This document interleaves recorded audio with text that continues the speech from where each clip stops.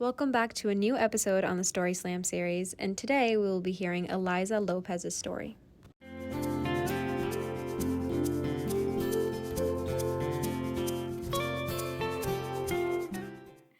Hi everyone, I'm Aliza, and I'm a first year, and my piece is going to be about intergenerational gaps as well as intercultural gaps and how that relates to mental health. So to speak your truth without the intention to move forward is simply to be heard. However, to share some common ground and to have someone be open unconditionally to the words of another person is to listen. And it's quite interesting that in one's eyes, a person could be saying something without saying anything at all, simply because it doesn't concern them or they aren't familiar with the topic. But on the other hand, another person may take these words and find that they can identify well with them, all because humans absolutely admire when someone else can relate to them. And as you can see, it's all relative, and there is no one objective view, all because our perceptions are based on our deeply rooted beliefs and experiences. So to give you some context on my background, I'm a first-generation American with a Filipino ethnic background. My two parents are originally from the Philippines and immigrated here in the 1990s. This was yet another paradigm of seeking greater prosperity and the privilege of having a range of opportunities that would allow them to tackle the extreme financial and social barriers that were characteristic of the areas that they grew up in. And growing up, our main kitchen table was synonymous to a hub of discussion, as they always insisted that we become aware of the many differences in my upbringing compared to theirs at this table. And similar to what many other people experience in family structures like mine, what they stated was what you would expect. These discussions were like a straight comparison of our lives in the Western versus our Eastern worlds, and on top of that, our intergenerational perspectives were just as different from each other. For example, some topics that are universally known to still be stigmatized among older generations include mental health and work culture. Coming from an underserved background, my parents have frequently touched on what they describe to be a nonstop work routine. To compensate for their underdeveloped living conditions and financial circumstances, their version of today's hustle culture was often encouraged. And to work strenuously towards the goal of sustaining themselves, even to have the bare minimum, as you would expect, came at the expense of their health and wellness. The phrase, where there's a will, there's a way, seems to ring true in their culture. And while that is true to an extent, this would often lead to them to completely dismiss any physical and mental obstacles they were facing at the time and continue to go on with their quote-unquote tough mindset. That is, this ignorance was a weapon against their intrinsic and extrinsic struggles, which they purposely chose to dismiss. If anything against or besides their overall end goal and success was in sight, it simply wasn't valid. It wasn't worth a piece of their mind, and it wasn't important enough to interfere with their unwavering and extreme devotion to their work. It was instead seen more as a weakness that would intervene with their progress because, as it goes, their dynamic was centered around persistence, hard work, and immediate resilience. As a young person with lived experience around my personal share of mental health struggles for almost a decade, I can generally attest to these gaps and disconnects in our perspectives, as I remember first attempting to bring up this topic around the age of 11 or 12. I was in a poor mental state for a while, which deviated from what many people would describe as my bubbly personality. I never told anyone about it at the time, since I adopted a really bad habit of keeping any negative circumstances to myself, all in exchange for others to see this facade and exhibit behavior that was enough to just make it seem like I was doing okay on the surface, so just enough to be socially acceptable. So it was around nighttime where I was in my room with my head burrowed into one of my pillows, and my mom came into my room, sat on the chair in a way that looked like she meant serious business, and I bet you all know that feeling of knowing that a serious, imminent discussion would follow. For a few seconds, we each remained in each other's presence without speaking, until she initiated the conversation by asking why I was acting differently.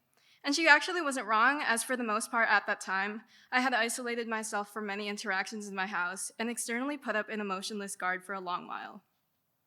So my response to her question was rather short, and it was actually a selection of words that I chose as someone who didn't even reach their teenage years at the time. So as a product of that, I had some difficulty in expressing myself without trying to make it seem like I was an anomaly for feeling that way. So I said that I just didn't feel happy anymore. So while it was short, it heavily understated everything else that I felt. And I purposely held back on that because I knew I wouldn't be met with a response that would have benefited my state at the time. And it didn't actually take long for her to affirm that in the back of my mind. She suggested something along the lines of praying it away, as my family was raised Catholic. But I could see right through her words. The approach invalidated what I was going through, as it addressed neither the problem at hand nor a relevant solution. But I was aware that her religious upbringing influenced this response. A few years later, when I brought up the same concerns, I was met with another one of her suggestions, which was to quote unquote just have willpower if one was going through a lot. But again, considering her background, I understood where she was coming from to an extent. However, this wouldn't necessarily mean that I sided with her, as understanding intentions does not equate to agreement. I simply knew where it was rooted from, but it certainly wouldn't justify what I personally needed as someone in this kind of position. While it sparked frustration at the time, I honestly wasn't surprised at that point. In the cultures that my parents grew up in, it's like those internal and external struggles didn't exist beyond a single moment. They weren't perceived as something that should have been attended to after it was mentioned, and rather, they were seen as a discrepancy, something that didn't deserve to be acknowledged in the name of choosing weakness or strength, as if choosing the former would lead them to be shamed and treated with contempt. It was like their personal kryptonite that they could simply store away, only to never be acknowledged again. And we all know that excessive work and overextending yourself often leads to mental burnout, which is inevitable. But in the grand scheme, to even hear a single word about how their mental wellness was negatively impacted would be to defy the rare odds that they would actually be open to speaking on it. And that little compartment that they contained their struggles in, it was like it was never to be opened ever again because of the extreme stigma that it was associated with in their culture. As someone who tries to foster humanity and vulnerability in our interactions, hearing something this is like witnessing the erasure of what makes us intrinsically human. This simply did not matter in their culture, and it proves that there are existing gaps in these perspectives. In my generation, Generation Z, we've made great strides to normalize and destigmatize the discussion around mental health and work culture, which also overlaps into the topic of burnout, something that has plagued us largely. We actively advocate for the wellness of young folks and of various demographics, recognizing that all aspects of one's health are worth venturing out into conversations of transparency and vulnerability, and ultimately treatment and care. Since then, I've made my mark as a mental health advocate with recognized work to advocate for those who are still attempting to advocate for themselves, and have surrounded myself with the appropriate support systems and measures. On this scale, if these intercultural gaps are something that can come up between anyone in a home setting, it can and has certainly already occurred frequently in many social systems and environments.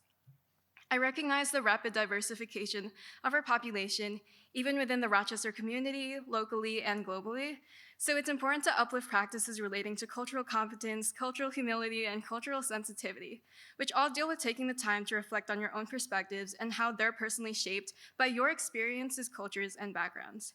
Taking this DEI-based approach, being aware of the different nuances that exist between person to person, addressing existing inequities, and being considerate of intersectional identities guides us, as a collective population, towards equalizing the field for all.